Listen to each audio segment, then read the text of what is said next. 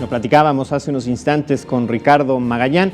Este domingo, ya 27 de agosto, se llevará a cabo la edición 2017 de la Maratón de la Ciudad de México, por lo que el Metrobús pidió a sus usuarios tomar precauciones, pues habrá cierres en diversas estaciones, particularmente de las líneas 1, 2, 3 y 4, que serán estaciones por donde pasará la carrera, esto entre las 5 de la mañana y las 4 de la tarde. Desde luego, la línea 1, la que corre por Insurgentes, será la más afectada, con una mayoría de sus estaciones cerradas. Esto es de La Bombilla, el parque en la Álvaro Obregón, a la estación Hamburgo, ya en la colonia Juárez, entre las 5 y las 7 horas.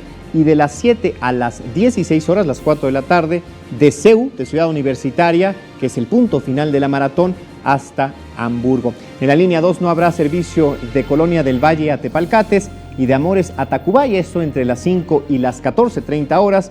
En la línea 3 las estaciones cerradas serán Mina e Hidalgo entre las 5 de la mañana y las 9:30 también de la mañana. ¿Qué pasa con la línea 4? Las estaciones con interrupción de servicio entre las 5 y las 9:30 horas serán, en el caso de la ruta sur, de Buenavista a la Glorieta Colón, y en la ruta aeropuerto de Buenavista a Hidalgo. Pues ahí